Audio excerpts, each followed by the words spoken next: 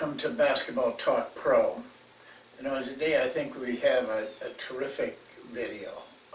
It's one of my favorites that we made.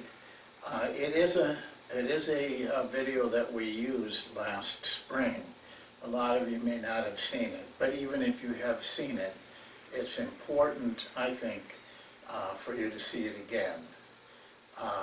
We've cut off part of it from the time before, but the meat of it, the really important part of it, we've retained. I have a reason for wanting you to see it at this time, for a couple of reasons. The number one reason is this is a wonderful story for you to share with your players. You know, as coaches, we have a responsibility to our players and to all the people around us to show them how and why the what of becoming great, at least the reaching for greatness, the reaching for excellence, and what it takes. And this story exemplifies it like none other that I've ever come across. And also, secondly, is that it's a standard for you coaches. You have a responsibility also to yourself and to your players for you to be the model, for you to be the person that they look up to as doing the right thing, a person that prepares, studies, and works at his profession. Well, the story really is told by a trainer for the USA basketball team that won the Olympics, that Kobe and LeBron and all those great players were a part of. And it's an actual story that he told, what happened to him in working with that team, and especially with Kobe Bryant. I'll let the video itself tell the rest of the story, but it is at this point when it'll be the original reading of the story that was given to a magazine by the trainer, one of the trainers of that team. So, coaches, you need to know this story. You can use this very video if you wanted to get it to your players, but better yet, memorize it, learn it, and you tell your players the story. Be a wonderful thing for them. That trainer wrote this, and I'm going to read it to you. And so you need to pay attention. I was invited to Las Vegas to help Team USA with their conditioning before they headed off to London for the Olympics. I've had the opportunity to work with Carmelo Anthony and Dwayne Wade in the past, but this would be my first interaction with Kobe. The night before the first scrimmage, I had just watched Casablanca for the first time, and it was about 3:30 a.m. A few minutes later, I was in bed, slowly fading away, when I heard my cell ring. It was Kobe. I nervously picked up. Kobe says, "Hey, Rob, I hope I'm not disturbing anything, right?" And Rob says, "No, what's up, Kobe?" He says, "Just wondering if you could help me out with some conditioning work, that's all." I checked my clock, 4:15 a.m. "Yeah, sure, I'll see you in the facility in a bit." It took me about 20 minutes to get my gear and get out of the hotel. When I arrived and opened the room to the main practice floor, I saw Kobe, alone. He was drenched in sweat, as if he had just taken a swim. It wasn't even 5 a.m. We did some conditioning work for the next hour in 15 minutes. Then we entered the weight room where he would do a multitude of strength training exercises for the next 45 minutes. After that, we parted ways. He went back to the practice floor to shoot. I went back to the hotel and crashed. Wow. I was expected to be at the floor again at about 11 a.m. I woke up feeling sleepy, drowsy, and pretty much every side effect of sleep deprivation, thanks to Kobe. I had a bagel and headed to the practice facility. The next part I remember very vividly. All of the Team USA players were there.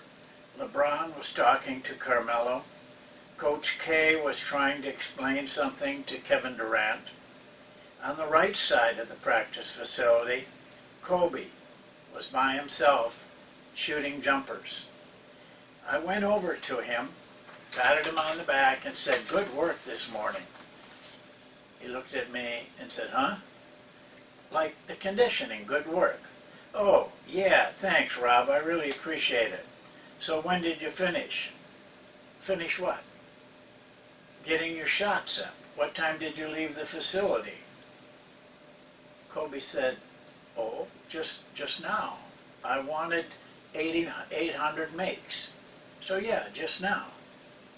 For those of you keeping track at home, Kobe started his conditioning work around 4:30 a.m., continued to run and sprint until 6 a.m., lifted weights from 6 a.m. to 7 a.m., and finally proceeded to make 800 jump shots between 7 a.m. and 11 a.m. That's approximately 6.5 hours of work. Next paragraph. Oh yeah, and then Team USA had practice. He still had practice and a scrimmage.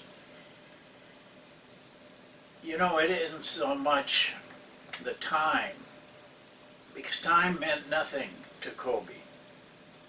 It was his purpose, the intensity of his practice, over 8 hours that day. But that was nothing new for Kobe Bryant. That was just another day of getting himself ready. I wonder if you think back a little bit to either your high school playing or your college playing, if you were fortunate enough to play in college. What if you had been like Kobe Bryant? What if you had put the time into the game that Kobe Bryant had? You know, you probably would have been a much better high school player, maybe even good enough to go to college. And in college, you would have been a much better college player, and maybe even good enough to play in the NBA. With this kind of a work ethic, you think it's just that Kobe Bryant could jump high and run fast? We found out from Chris Mullen that didn't deter him.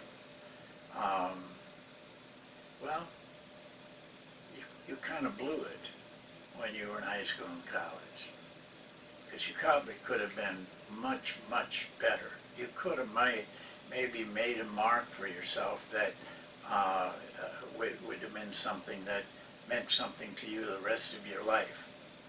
So you let that slip by. Now you're a coach. Don't let that slip by. I wonder what you would feel like if you had Kobe Bryant for a player. Now, you're going to say, "Oh, wow, we really have a good team with Kobe Bryant. Are you kidding me?" Yeah, well, it might not be as much fun as you think. It might not be as pleasant as you think. When a Kobe Bryant or a Michael Jordan put in the time that they put in, do you think they're going to be willing to permit mediocrity? You come into practice 5 minutes before practice starts, your shirt's hanging out, You aren't prepared. You don't know what you're doing. How, how do you think it would affect Kobe Bryant if he heard you say, well, I think we're going to run some of these, and then, and obviously you weren't ready. You wouldn't want to coach Kobe Bryant unless you were putting in the same kind of time that he was. Why would he accept that? He was doing what he should have done, what he should be doing to reach greatness. He expects greatness of everybody around him. Well, think about that, because don't let your coaching career slip by because you aren't willing to put in the time. You know, we have a coach's class. Not a lot of people signed up for it. But that coaching class could make a big difference. Yeah, you have to put some time in on it. You'd have to work at it. Not only that, you'd have to come up with a little money. Not much, just a little money that you probably spend more, 2 or 3 times that amount doing nothing.